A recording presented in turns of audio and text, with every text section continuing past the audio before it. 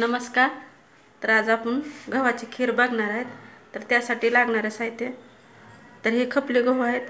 अगदी ह्याची खीर छान होते आणि खायला पण टेस्ट लागते. पहिलं एक मी टाकली होती रेसिपीत, पण ते अशा गव्हाची होते आपल्या चपात्या करायचे. तर हे खपले गहू आहे, तर छान लागते ह्याची खीर. त्याच्यासाठी साहित्य बघू. तर हे आपले 1 वाटी हे खपले गहू आहेत. तर हे अर्धा किलो गूळ आहे.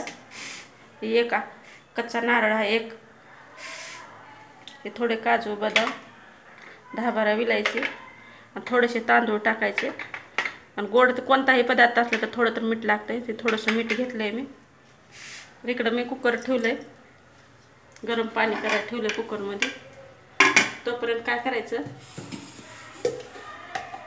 मिक्सरला गहू काढून फक्त 2-2 भाग करायचे, जास्त नाही बारीक करायचं. तर ह्या गव्हाची खीर अगदी छान लागते खायला. तर वाटून घेऊ. तर असे भरट काढून घ्यायचे. तर आता आपलं पाणी उकळे छान, तर त्याच्यामध्ये टाकून घ्यायचं. पाणी आधीच उकळायला ठेवलं होतं. उकळत्या पाण्यातच टाकायचं.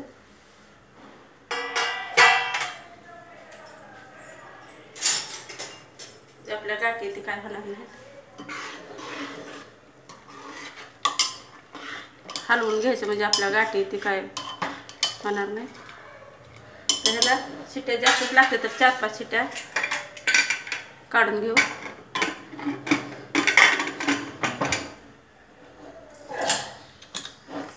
4-5 शिट्ट्या झाल्या. आता हे उघडून बघायचं, म्हणजे आपलं हलवून पण बघायला लागतं, चिटकणार नाही. मस्त आपल्या आता हे पाणी घेऊन आटत आले. तर बघायचे शिजले का नाही. तर आपल्या शिजल्या अगदी थोडंसं आणखीन पाणी लागेल शिजवायला.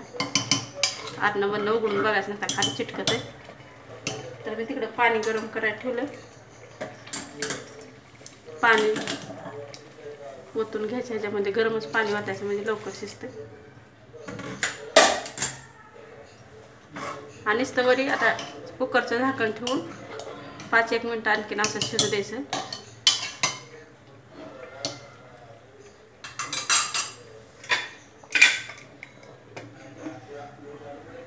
असंच वरी टोपण ठेवून झाकून ठेवले होते खिरीला.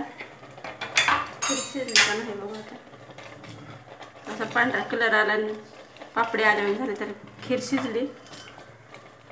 आता त्याच्यातच हे गूळ टाकून घ्यायचा, म्हणजे गूळ टाकल्यावर पण शिजते.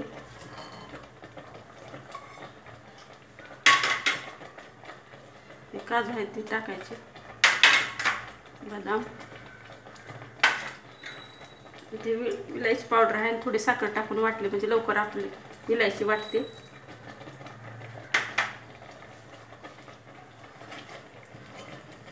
चांगलं खिरीला हलवून घ्यायचं.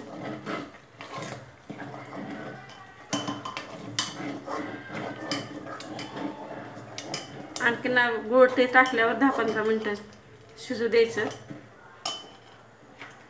थोडंसं मीठ टाकायचं, जास्त नाही टाकायचं. हे नारळ, तर नारळाचे तुकडे छान लागतात असे ओला नारळाच्या खिरीमध्ये.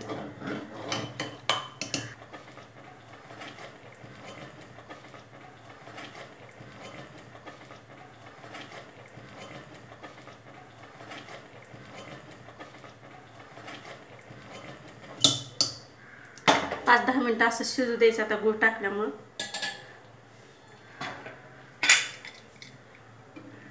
खिरीला असे 10 मिनिटं शिजायला ठेवले होते. तर आपला छान असा कलर आलाय खिरीला. खीर छान शिजली. तर आता गॅस बंद करून घेऊन काढून घेऊ.